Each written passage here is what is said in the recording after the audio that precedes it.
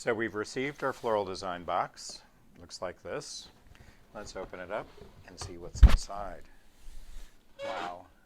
Some of my favorite garden flowers, or farm flowers, from the summer. Let's unpack them and see what we've got. So the first thing is Vincent van Gogh sunflowers. Because these are early in the season, they're about half to 2/3 their normal size when they're harvested in August and September. So they'll be dinner plate size in a matter of a couple of weeks.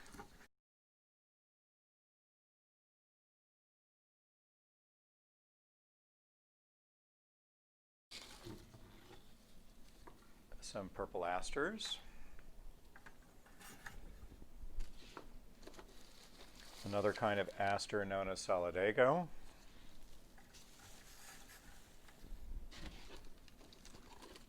Celosia. This is Celosia cristata.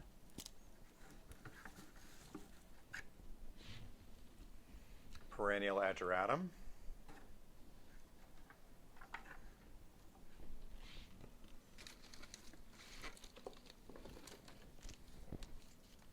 Purple plume kale.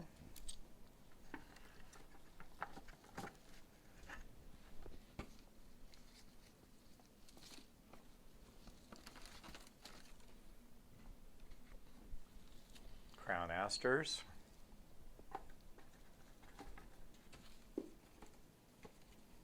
Spray roses.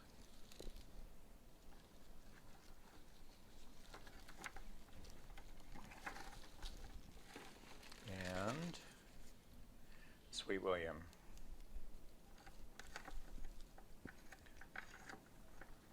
So now we'll set aside the box and I'll show you how to prep them and hydrate them.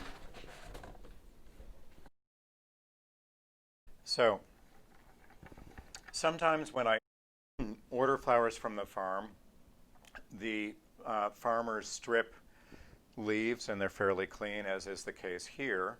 Ordinarily, there are pairs of leaves at each of these joints, and you need to remove them. In this case, we don't have to. Let's see. Now the roses, we are lucky this variety, which is called Babe, is thornless. So all we have to do is pull off the extra leaves, and we're done.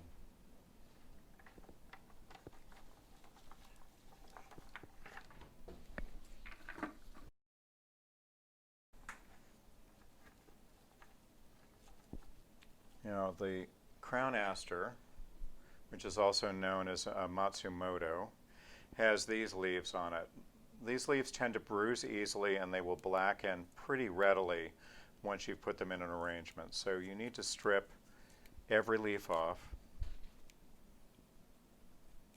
and that will also redirect the energy of the water flow to the head of the flower. So the head will increase in size as it develops and opens. This flower is known as a crown aster because of the crown that is essentially an extension of the calyx that protected the bud before it opened. So this green collar is the crown effect around the flower.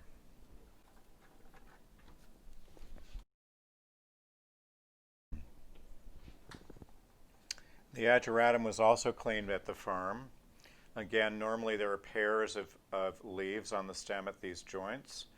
You remove them by twisting them off. Again, if you leave them on, they will tend to blacken.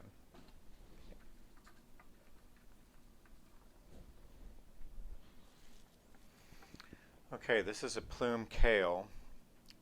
Right now, all you do is you look at the outer leaves here. If they look like they're yellowing or discoloring in any way, you pull off those leaves.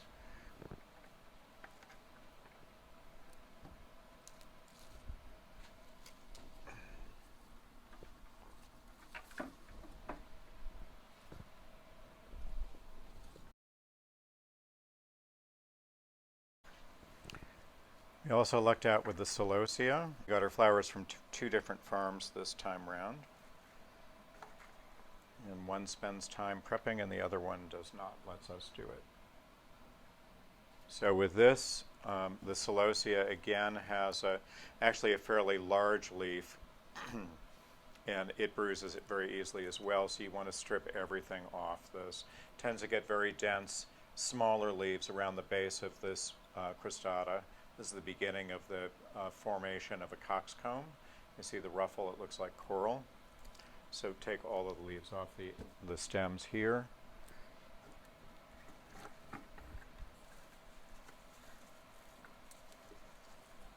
And this is the solidago.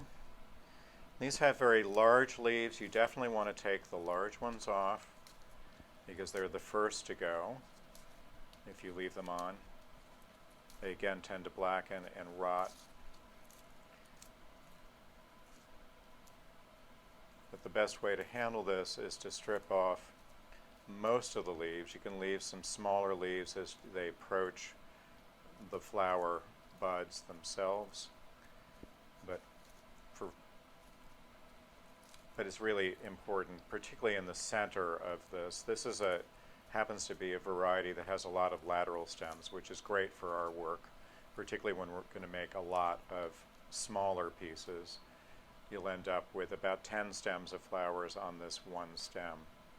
You don't always find solidago like this. Sometimes it's just one large plume and maybe 2 or 3 laterals.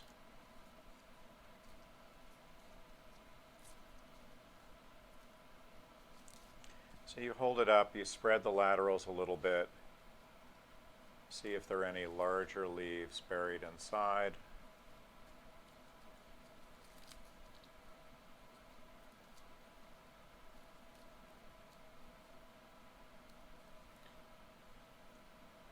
And you're done. And then lastly, the crown aster. This is the same thing. It's a variation of the other variety we just cleaned. Take the leaves out of the internal lateral segments. You can leave a few on. It will be able to sustain some foliage, but not very much.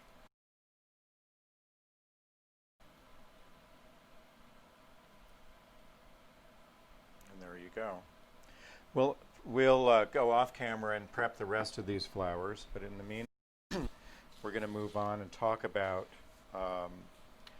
collecting foliage around your garden, around your foundation planting, out in the woods by the roadside. So today, I collected a few things around the studio. There's some miscanthus grass, which is this green and white, variegated grass. Virginia creeper, which is a lovely vine if you want to use it for cascading purposes. At this point, it appears to be hardened off. About 2 weeks ago, the new foliage was still too tender. And then the last is, I have a lot of gold cypress in one of my borders. And I love the gold cypress because it's green and yellow. It has a lovely thread-like graphic look to it. You can find rhododendrons, laurels, boxwood. There are all sorts of things you'll find in your cultivated foundation planting. Along the highway at this time of year or on the roadside, you may find ferns. You may find, what else would you find there? You might find the Virginia creeper. There's something called Connecticut bamboo that's beginning to flower now. Just keep your eye out and experiment. Not everything you cut will harden off. Some of it may wilt, but it's always worth experimenting and seeing what you have. All right? Have fun with that. We'll see you tomorrow.